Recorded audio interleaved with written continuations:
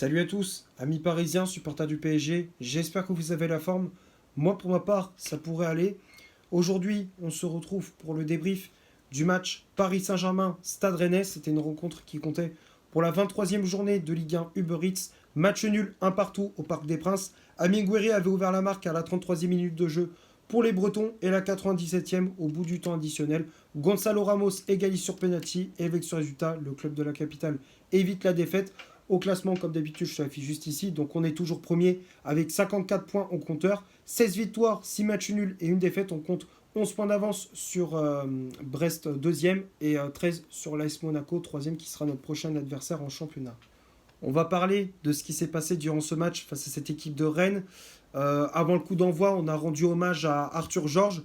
L'ancien entraîneur du Paris Saint-Germain nous a quittés à l'âge de 78 ans. Ça a été un grand coach. Il a permis au PSG de remporter une Coupe de France en 1993, le championnat de France en 1994. Il a été également sur le banc de touche lors de l'épopée européenne du club de la capitale en Coupe UEFA en 93 avec le fameux match face au Real Madrid. On avait perdu 3-1 à Bernabeu, puis on avait gagné 4-1 au Parc avec le fameux but d'Antoine Camboire en prolongation. Donc ouais, ça a été un grand entraîneur qui a marqué le PSG, l'histoire du PSG. Magnifique tifo de la part du collectif Ultra Paris avec un message d'adieu. C'était un hommage très émouvant et magnifique. Après, pour ce qui s'est passé sur la pelouse, pour parler du contenu de ce match, la première période était très médiocre, voire même très décevante de la part des hommes de Luis Enrique. Même si on avait la possession du ballon, on a senti que on était sans solution. Les Rennais, sur les phases défensives, ils étaient très bien en place, très bien organisés. Julien Stéphan qui avait mis en place un sorte de 4-4-2 plat. Donc c'était très compliqué pour Paris de passer, de trouver des espaces. Hein. Les Rennais laissaient aucun espace aux Parisiens. Et à chaque fois, dès qu'ils récupéraient le ballon, ils partaient en contre-attaque avec leurs deux attaquants, Kalim Weldo et Amine Gouiri. Les deux faisaient vraiment ils ont fait beaucoup de mal à la défense parisienne. Rennes qui essaye de pousser pour ouvrir le score et c'est ce qu'ils ont fait à la demi-heure de jeu, à la 33e plus précisément avec Amine Gouiri qui transperce la défense parisienne à lui tout seul, il élimine 3 Parisiens avant de rentrer dans la surface et d'enchaîner avec une frappe de l'extérieur du pied si je ne me trompe pas. Donnarumma est battu. Cette frappe est magnifique, pleine lucarne, un magnifique but de la part de l'attaquant algérien. 1-0, donc Rennes qui refroidit le parc. Paris qui essaie de pousser pour égaliser, mais il n'y arrive pas. La seule grosse occasion dans cette première période, c'est la frappe de Vitinha repoussée par Stem Mandanda. Mais sinon, pas grand-chose à se mettre sous la dent. Donc à la mi-temps, 1-0 pour Rennes. La deuxième période, Paris qui essaye de trouver la faille pour égaliser. Luis Enrique qui fait des changements avec les entrées en jeu de Asensio, de Colomboigny, Gonzalo Ramos. Voilà, c'est pas mieux, ça change pas grand chose. Il y a Gonzalo Ramos qui entre en jeu à la place d'Mbappé à l'heure de jeu. Ça fait polémique, mais pour moi, Luis Enrique a très bien fait de sortir Mbappé. Il faisait pas un bon match. Et Gonzalo Ramos, dès qu'il est rentré, moi je l'ai trouvé efficace. Il mettait du pressing, il mettait de la vitesse, il a provoqué un penalty. C'est lui qui permet au PSG d'arracher le point du nul. Donc pour moi, Luis Enrique a fait un coaching payant. On a vu également le retour aussi de Nuno Mendes dans la compétition. Ça faisait quasiment un an qu'on ne l'avait plus vu jouer. Il avait eu une très grosse blessure. Là, il faisait son retour. Bon, on ne s'attendait pas à des folies, mais voilà, il a fait son retour sur le terrain. Ça fait plaisir. Voilà, Paris qui essaye de pousser pour égaliser, mais on n'y arrive toujours pas. Rennes qui avait l'occasion de mettre le deuxième but avec Bourigeaud qui malheureusement ne cadre pas sa frappe sur une contre-attaque rennaise. On n'était pas loin du chaos. Et voilà, dans les 10 dernières minutes, Paris qui essaye qui tente le tout pour égaliser. Et il fallait attendre la 97e avec le penalty de Gonzalo Ramos suite à une faute de Steve Mandanda, l'ancien gardien de l'OM qui sort dans les pieds de Gonzalo Ramos. Hein. À aucun moment il touche le ballon. Penalty logique. Alors il y a eu contestation, l'arbitre qui allait voir la VAR, tout ça. Enfin, c'était compliqué, mais finalement Le penalty a été accordé et transformé par l'attaquant portugais qui permet au PSG d'éviter la défaite. Donc un but partout, mais il faudra montrer un autre visage face à Monaco lors du prochain match en championnat. Maintenant, on va passer à la composition d'équipe que Luis Enrique a mis en place pour ce match. Le 11 de départ, je te l'affiche juste ici, donc l'entraîneur espagnol qui a remis en place son fameux 4-3-3 avec Gigio Donnarumma dans les cages. La charge centrale, c'était Danilo Pereira associé à Lucas Beraldo. Les latéraux, on avait Achraf Hakimi à droite, Lucas Hernandez à gauche. Le milieu de terrain, Fabian Ruiz positionné en 6.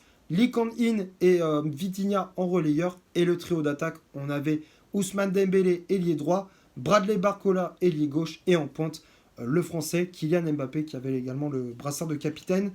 Les changements effectués par l'entraîneur parisien, donc on a, comme je disais, on a vu les entrées en jeu de Nuno Mendes à la place de Lucas Hernandez au poste de latéral gauche, Marco Asensio à la place de Lee Kang-in au milieu de terrain, Randal Kolo Muani à la place de Bradley Barcola, Gonzalo Ramos à la place de Kylian Mbappé, et pour finir, Warren Zaïre-Emery qui entre en jeu à la place d'Ousmane Dembélé.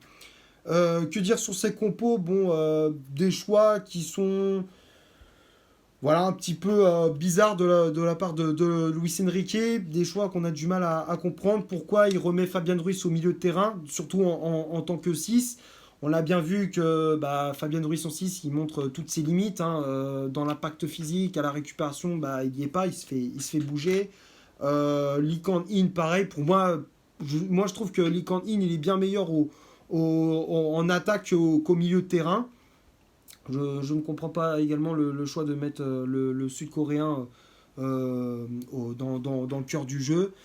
Ouais, des choix qui sont toujours bizarres de la part de Luis Enrique, alors que tu as de quoi faire sur le banc de touche. Mais voilà, après c'est toujours pareil, Barcola, Dembélé, Mbappé, le reste c'est du classique. Et puis les changements, voilà, moi je trouve que les changements, ils n'ont pas apporté grand-chose, mis à part Mendes et Ramos, mais le reste, les changements étaient un peu, ils ont été décevants. Surtout les remplaçants, ils ont pas été à la hauteur. On va passer maintenant du côté des statistiques de cette rencontre. On va commencer par le Paris Saint-Germain. Le club de la capitale a eu 66% de possession balle, 4 corners, 11 tirs au total, dont 3 tirs cadrés, 2 hors-jeu de signalés. Et du côté du Stade Rennais, 34% de possession balle, 0 corner, 3 tirs au total, dont une frappe cadrée, 0 hors-jeu de signalés. Donc quand on regarde les stats, beaucoup d'occasions de ratés, de gâchés de la part du club de la capitale, que ce soit avec Dembélé, Mbappé ou même voilà, Vitinha. Voilà, on manquait de réalisme devant les cages. Du côté de Rennes, voilà, même s'ils n'ont pas eu beaucoup d'occasions, mais le peu d'occasions qu'ils avaient, ils les mettaient au fond, avec le but de Gouiri. Donc voilà, après on avait la position du ballon, mais tu sentais qu'on manquait de vitesse, on manquait de rythme, d'intensité. C'était trop statique. On voyait que le jeu était trop figé, ça manquait de mouvement, ça manquait de rythme. C'était compliqué, c'était difficile. On va parler des tops et des flops de cette rencontre. Comme d'habitude, je les affiche juste ici, les tops et les flops. J'ai mis dans les tops Lucas Beraldo. Défensivement, je l'ai trouvé solide dans ses interventions. On voit qu'en tant que défenseur central, il est beaucoup plus à l'aise. Il a beaucoup plus de repères qu'en tant que latéral gauche. Beraldo qui a fait un match correct. Les relances, elles étaient propres. Il a gagné pas mal de duels. Très bon match de la part du défenseur brésilien. Donc c'est pour ça que j'ai mis dans les tops.